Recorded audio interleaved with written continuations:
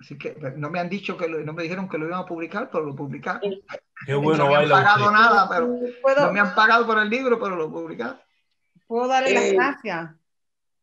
Mire, yo le quiero dar las gracias enormemente a usted, por supuesto, por su obra, pero también en este caso a Ana por encontrarlo, porque yo hace mucho tiempo estoy esperando a pensadores de otro calibre que nos traigan otras opciones, que no sea solamente la ideológica, socialismo, capitalismo. Yo hace años le estoy rogando a todos los seres de luz que nos traigan un tercer camino. Y de lo que usted ha explicado aquí me suena muy razonable porque sobre todo la utopía que nos vendieron de cada quien según su necesidad, cada quien según su trabajo, creo que eran las máximas del socialismo, comunismo, por ahí. Y lo que nos vendieron fue aire, utopía. Y yo creo que es importante que se lleve a la sociedad a reflexionar desde el punto de vista social, a pensar a dónde queremos ir, cuál es nuestro camino y qué más que esté en manos de cubanos que han vivido el dolor de esa sociedad que nos vendieron de esa manera. Yo creo que lo que usted me trajo, yo me voy a leer el libro con entusiasmo. Emilio me contó hoy que estuvo leyéndolo toda la mañana sobre usted y más o menos me dio un esbozo, pero realmente tengo que ser honesta, no sabía de esto. Y me desayuno, pero realmente agradecida por ese pensar en caminos de civismo, de cómo proyectarnos a una sociedad nueva, con nuevas tecnologías que nos impulsa a pensar también de otra manera, porque como usted dijo, yo puedo resumir el nombre del libro, creo que lo escribí, ahora no lo recuerdo, pero el Senado somos nosotros. Si lo el llevamos soberano es el ciudadano. ¿Eh? El soberano es el ciudadano. Exactamente. Entonces, el Senado somos nosotros en tiempo de los romanos. Ahora somos el pueblo. Sí. Ese es lo que me llevo y le prometo que lo compartiré, que lo leeré y muchas gracias por su trabajo. Gracias a usted. Gracias Maribel. Tenemos... ¿Qué quieres decir? Un segundito, que yo lo que pasa es que quise reducir porque yo había sacado ya bastante del señor licenciado Jesús Faisel Iglesias, dice que es abogado y periodista. Su artículo aparece en la prensa cubana, puertorriqueña, española, estadounidense y de otros países. Fue fundador de la Corriente Agramontina de Abogados de Cuba, movimiento de abogados disidentes que procura una nueva concepción de la sociedad y el Estado, el derecho cubano, por lo que fue encarcelado en varias oportunidades y su novela El olor de la tierra fue publicada parcialmente por Letras Cubanas. También tiene el libro Como decir qué bueno baila usted, sobre la vida del señor sonero cubano Benny Moré. Lo que pasa es que yo quise, abrevié para no, pero tengo mucho, es más largo todo lo que saqué, lo que pasa es que digo, me voy a pasar media hora diciendo todo lo que yo he sacado, pero saqué muchas cosas de usted. Bueno, son muchos años de vida, indudablemente. Ya muchas cosas se han hecho buenas y malas, ¿verdad? También de la doctora Rita, también saqué muchas cosas. Dice que usted nació, no voy a decir el año, pero dice que en un poblado que se llama Piloto, en la provincia de Pinar del Río. Acabo de cumplir 68 años de edad el día 26 de mayo. Dice que fue en 1953. Sí. No quise leer todo porque, bueno, yo había sacado muchas cosas. Para bien o para mal, viví hasta Batista. Wow. La zafra de los 10 millones, no me ha quedado nada por vivir la historia de Cuba. Para bien, porque eso le da la experiencia de lo que por lo menos ha vivido en otra época y después lo que le tocó vivir.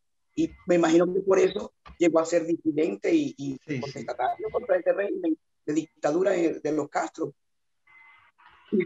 Así es. Tenemos ahí en lista para preguntar a Isbel, por favor. Lo presento, es el presidente de ADC. Isbel, active el audio. Hola, buenas noches. Quería darle las gracias por participar con nosotros. Hola, el más joven, ¿eh? Sí, de grupo creo que presidente. Sí. Oh. Nada, para mí, yo siempre escucho lo que es la palabra democracia, ¿no? Democracia es lo que queremos para Cuba. Si usted pudiera resumir, según estamos en el siglo XXI, ¿no? Ya me imagino que la democracia hoy en día no se puede aplicar como hace 100 años. Si usted puede, no sé, resumir para escuchar la palabra democracia? Bueno, tú sabes que de los griegos se llama de que democracia es el poder del pueblo. Claro, en aquella época el concepto de pueblo no tenía el mismo valor que tuvo en la modernidad. Leyendo ese concepto en este siglo XXI, pudiéramos decir que democracia es el poder de los ciudadanos, ¿verdad? Lo que pasa que hay que tener mucho cuidado con las lecturas que se hacen, sobre todo las lecturas ideológicas.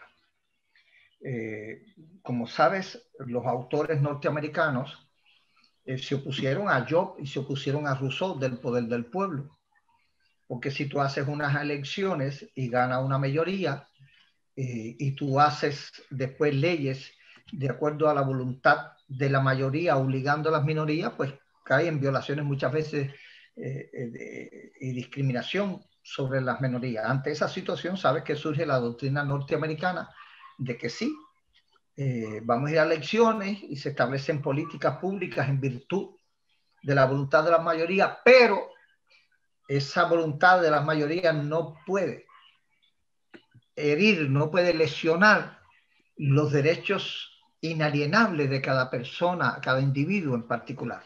Y ese ahí es donde está la diferencia entre el concepto francés de democracia y el concepto norteamericano de democracia. Yo conozco muchos autores que me han dicho, del lado norteamericano, por supuesto, de que la Revolución Francesa, donde triunfó fue en Estados Unidos, no triunfó en Francia. En Francia la que triunfó fue la contrarrevolución. Y yo estoy de acuerdo con eso. Porque el poder de la democracia así en absoluto puede permitir la dictadura de las mayorías, puede permitir incluso a Hitler y puede permitir las cositas que imponía desde la tribuna Fidel Castro en nombre hablando del pueblo. De modo que nosotros tenemos que hacer un balance. Debemos ir a San Pablo. San Pablo decía que, contrario a lo que dijo después Lenin, de que el derecho tenía que ser la forma de la ciencia y de la verdad.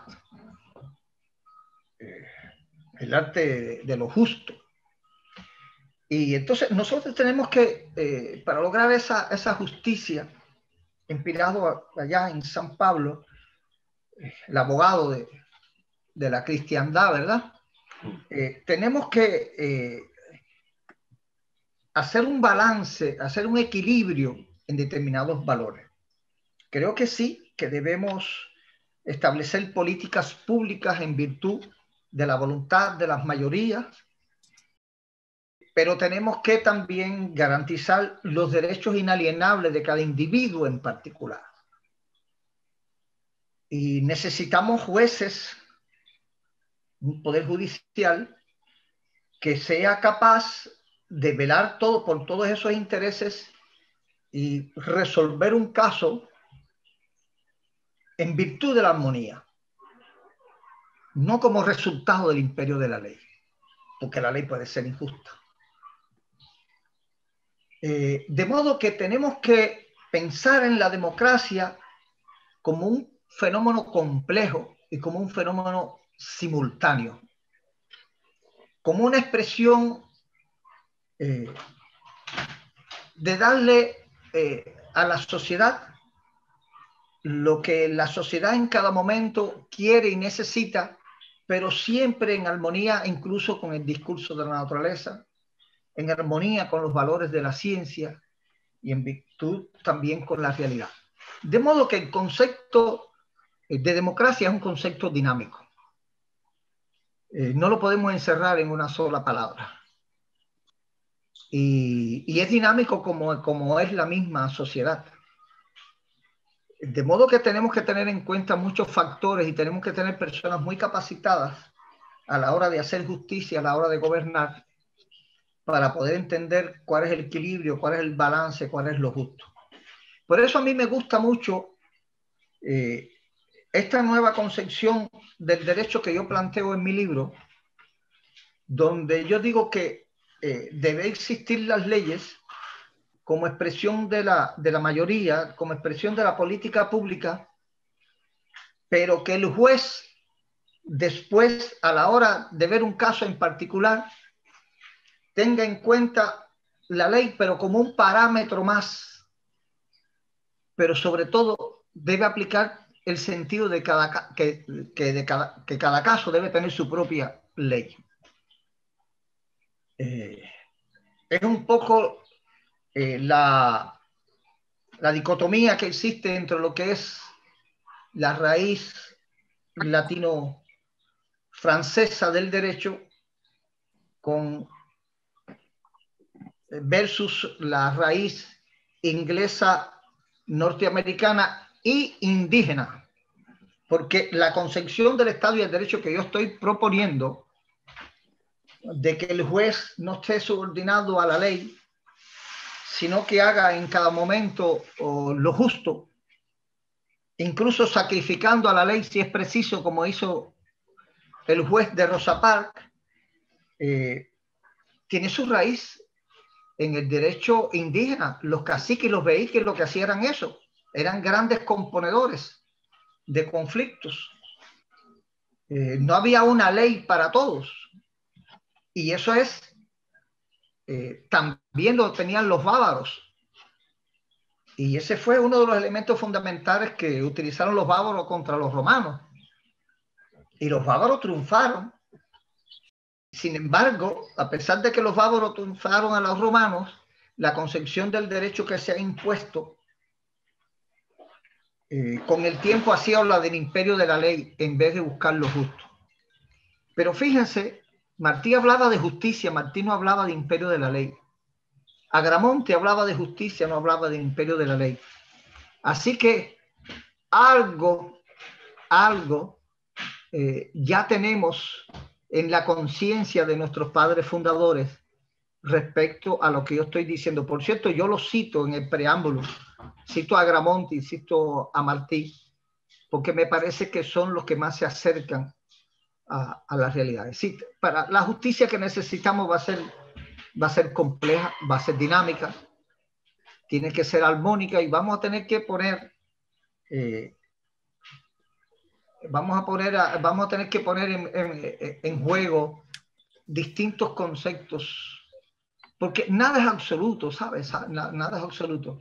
Y yo pienso que la revolución informática ya nos está exigiendo eso. Antes sí, antes el imperio de la ley, pues era el que tenía que ser, porque imagínense, si llegaban los españoles aquí, pues ellos tenían que imponer su ley. Y a donde quiera que llegaban a imponer una colonia, pues ellos iban a imponer su ley. Y ahí sí se justifica la doctrina del imperio de la ley. Pero ya en nuestros tiempos me parece que debemos ir a una nueva categoría de derecho. Bueno. No sé si en cierta medida te he podido responder. Sí, sí, muchas gracias. Mi otra pregunta es, en un país como Cuba, que ni ellos mismos respetan las leyes, ¿no? ¿Qué oportunidad hay de defender a alguien con éxito? Usted habló ahorita de que era el abogado de José Daniel Ferrer. Me has hecho una pregunta muy interesante, sobre la cual, por cierto, tengo un libro en la cabeza, y mis compañeros de la universidad y Rita Martín me dice, ¿tienes el libro ya hecho? Pero sin embargo, he estado más racional que inspirado, ¿no? Y para escribir, pues el pensamiento no puede ser racional, sino tiene que ser el empático, tiene pensamiento literario diferente, y no me he encontrado con el lenguaje literario para escribir. Mira, lo primero que tenemos que saber es que Cuba no es un Estado moderno, porque un Estado moderno se inspira en la concepción de la sociedad, el Estado y el derecho que creó la modernidad, con la Ilustración, con John Locke, con Hobbes, con Diderot, con Rousseau, con Montesquieu, con toda esa pleyada de pensadores. Ahí surge lo que es la modernidad. Y la modernidad estableció una concepción del Estado y del derecho que rompe con la concepción del Estado y el derecho de la época feudal, donde el rey era el soberano y lo era todo, Luis XIV. Como sabes, el Estado soy yo. Y los señores feudales con poder absoluto, y todo venía como de la divinidad, porque justificaban la divinidad, o utilizaban la divinidad para justificar el poder político. A partir de la Revolución Inglesa, es decir, a partir de esa nueva socialidad que surge a partir de la Revolución Industrial Inglesa fundamentalmente, donde ya los hombres comienzan a hacer vida en sociedad, vidas en ciudad, y salen ya de los campos, que comienzan a surgir nuevos fenómenos sociales, que surgen las ciencias sociales para explicarse esta nueva realidad, y surgen estos pensadores que te he mencionado, pues surge una nueva concepción de sociedad, el Estado y el derecho. Y surge la idea, como te dije, de que ya los gobernantes no debían venir de la divinidad, sino que tenía que ser del consentimiento de los gobernados en virtud de un pacto social, que es lo que nosotros llamamos en nuestros países constitución, pero que yo no me gusta la palabra constitución. Le puedo explicar por qué, además. La constitución tiene forma de ley, la ley es dogma y establece mando vertical, y a mí no me gustan los mandos verticales, yo creo ya en la época horizontal. Sí, hay una serie de cosas que es decir, que no es tan simple como te lo estoy diciendo ahora, ¿no? Espera un momento. Ya. Hable, Faisal, hable. Sí. Entonces, ¿qué sucede? Que a partir de ese momento surge el principio de que el pacto social, llámese constitución o como se llame, va a ser la ley suprema. Es decir, va a ser el consentimiento, la voluntad del pueblo, y va a ser la ley suprema. Y se van a establecer la división de poderes, y va a existir un poder judicial independiente donde las personas incluso se van a considerar inocentes hasta tanto no se le prueba lo contrario en juicio. Eso es lo que se llama el Estado moderno. Eso es lo que se llama el Estado de Derecho en la modernidad. Pero Cuba no es un Estado moderno, porque en primer lugar Cuba ni tiene pacto social ni tiene constitución, aunque ellos le digan que aquello es una constitución. ¿Y por qué no es una constitución? Porque una constitución tiene que ser un pacto de la sociedad, de las distintas fuerzas de la sociedad. Y aquello no es el pacto de las distintas fuerzas políticas de la sociedad.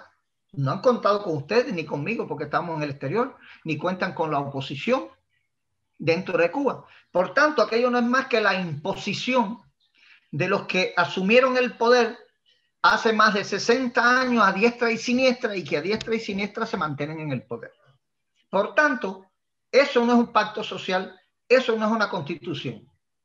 Pero además, para que sea un Estado moderno, ese pacto social, esa constitución, tiene que ser la ley suprema del país.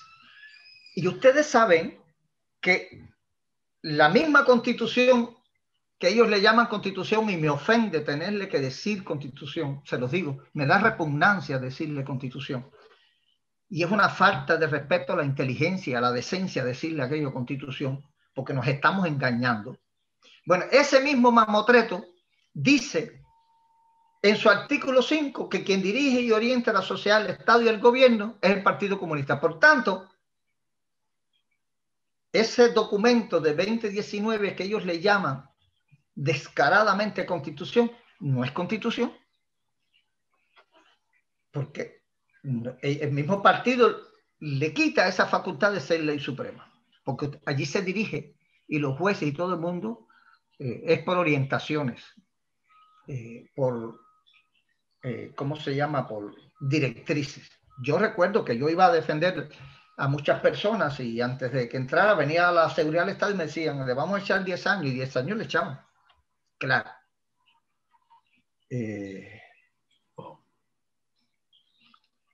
Yo supe trabajarlos a ellos, ¿sabes? Y después eso les puedo explicar. Yo fui el abogado de José Daniel Ferrer, he sido los únicos disidentes que han salido en libertad ahora. Los he defendido yo, y les voy a explicar cuál ha sido la estrategia y la técnica que puedes utilizar. Pero además, para que exista una constitución tiene que haber independencia de los poderes. Y ustedes saben que ellos tienen una concepción monista del Estado donde no existen poderes independientes, sino que aquí está la dirección vertical. Si no hay poderes independientes, pues no existen jueces independientes. Y si no existen jueces independientes, un juez no te puede sancionar o dictarte una sentencia o resolver una lista de acuerdo a los valores de su ciencia ni de su conciencia, sino que tiene que hacer lo que le envía el partido por directrices, por orientaciones y por mandatos con inmediatez en ciertos casos. Y además, no existe el derecho a la defensa, porque los abogados en Cuba tienen que ser miembros de los bufetes colectivos.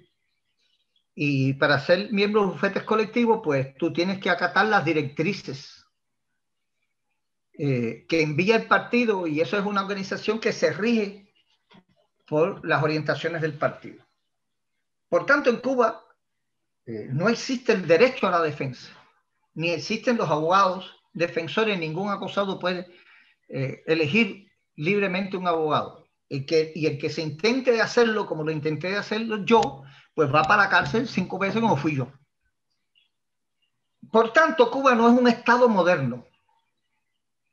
Cuba es un régimen con atributos feudales. Por eso el pueblo muy sabiamente decía que aquella es la finca de Fidel Castro. Y ustedes saben que lo que hizo realmente Fidel Castro fue correr la finca de Virán de su padre a toda Cuba. Y él ha dirigido aquello como si él fuera el señor feudal. Por tanto, Cuba es un régimen con elementos de feudalismo y que en vez de utilizar la religión como fundamento ideológico, utilizó la doctrina del marxismo-leninismo como una nueva religión. Por cierto, es una nueva religión porque se cree la verdad del mundo, a través de la cual se debía organizar no solamente la vida pública y privada, sino hasta el discurso de la naturaleza. Por tanto, si Cuba no es un Estado moderno, pues en Cuba está en otra cosa. ¿Y cómo le pudiéramos llamar?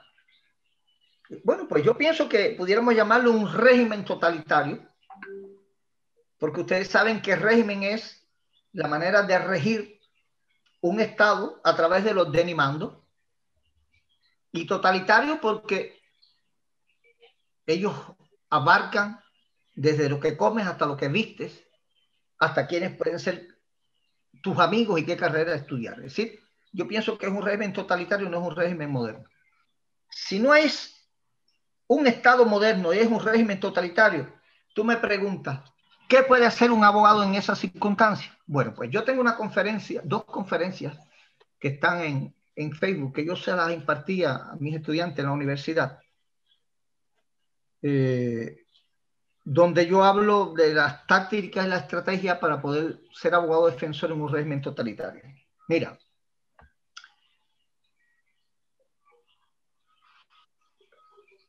cuando no hay un Estado de Derecho, los conflictos de los ciudadanos entre sí y los conflictos de los ciudadanos con el Estado no se pueden judicializar, porque no hay un poder judicial independiente. Entonces, si los casos no se pueden judicializar, ¿qué alternativa les queda? Bueno, pues cuando los casos no se pueden judicializar, tú no puedes llevar un caso a los tribunales, porque lo que tú tienes adelante no es un juez justo, sino tienes un represor más, o un policía con toga. Si tú vas a la estación de policía a hacer una queja, pues lo que te encuentras es un policía que lo que te va es a reprimir a ti, y si tú le das elementos de derecho o le das pruebas, pues esa prueba la van a utilizar ellos para reprimirte más o a reprimir a tus compañeros, a tus pares, porque en Cuba lo que existen son instancias de represión. No hay instituciones de justicia. Por tanto, la estrategia que yo he utilizado es decirle a mis representados es que ningún elemento que nosotros tengamos a nuestro favor la vamos a poner en conocimiento ni de la policía, ni de los tribunales, ni ninguna institución del Estado en Cuba, porque todo eso son aparatos de represión. Entonces, ¿qué yo hago? Ahí está, ahí están en Facebook, digo en Amazon, la defensa que yo le hice a José Daniel Ferrer, que se llama De acusado a acusador, y está también la denuncia que hice ante la Corte Penal Internacional, que hice denuncia contra Cuba en la Corte Penal Internacional, donde yo pongo lo que yo hice. Yo les dije a ellos incluso, para tal fecha tienen que poner en libertad a José Daniel Ferrer, y la pusieron 2 días después, para la fecha que tenían que ponerla. Porque yo me estaba dando cuenta los términos y me daba cuenta que ellos ya estaban calificando para crear un crimen de jurisdicción de la Corte Penal Internacional por delito de lesa humanidad, por tener a una persona presa más de 6 meses sin las formalidades requeridas. Y eso después no prescribe, y decir que se cae y después podemos ir a buscar. Bueno, entonces, ¿qué es lo que yo planteo? Bueno, pues, lo que yo planteo es que coger todos esos elementos de derecho y en vez de establecer una demanda ante las instituciones cubanas, yo las envío directamente a los organismos internacionales. Les voy a confesar algo que ustedes no saben. Ustedes saben que los presos, ustedes han visto la película Plantado, ¿verdad? Ustedes saben que esa película, como ellos se quejaban de que nadie escuchaba. ¿Recuerdan? Bien. Por primera vez en Cuba comienzan a existir los prisioneros de conciencia a partir de la existencia de este abogado que ustedes tienen frente a ustedes. Porque entonces, cuando yo era el abogado de estos prisioneros, como que yo tenía el derecho a ver el expediente, yo copiaba el expediente. Y como que yo tenía el derecho a discutir el expediente como el representado, pues yo iba a la prisión y le enseñaba todas las notas donde yo veía todas las violaciones que ellos cometían. Y después le dejaba instrucción a mi cliente en secreto que esos papeles se los dieran a sus familiares, que los sacaran de alguna manera. Y después iba Gustavo Arcos Verne, Janes Pelletier, o Elizardo Sánchez Santa Cruz, o Gerardo Sánchez Santa Cruz, a casa de sus familiares, sacaban esos documentos y los mandaban para el exterior. Entonces los organismos internacionales ya tenían pruebas de la violación de los derechos humanos. No era aquello de que, no, que yo tengo un preso político. Si usted, mi esposo está preso injustamente, eso no es prueba. Ningún tribunal internacional, ningún organismo internacional puede basarse en dar un criterio jurídico sobre ese tipo de expresión que existía antes. Ahora, si usted le saca un expediente y los juristas saben el procedimiento que se ha seguido, pues esos organismos internacionales pues ya tienen una apreciación y entonces ellos se dirigen al régimen cubano. Mira, tú tienes a fulano de tal, con tantos días preso, sin permitirle abogado, etcétera, etcétera, etcétera, estás violando tal acuerdo, tal pacto, tal artículo de Declaración de Derechos Humanos, etcétera. Y eso, a ese nivel, pues, con ese aviso o con ese requerimiento que le hacen los organismos internacionales, es cuando únicos ellos ceden. Me acaban de liberar ayer a Maricarla. Yo soy el abogado de Maricarla. Y eso fue lo que yo hice.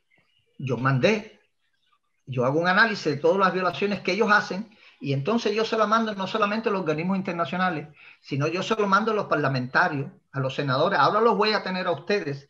Cuando a mí me caiga un caso de eso, pues yo le voy a mandar el expediente a ustedes, copia, ustedes le sacan copia y se lo mandan a todos los legisladores en Suiza para que los suizos sepan objetivamente que realmente hay una violación de los derechos humanos.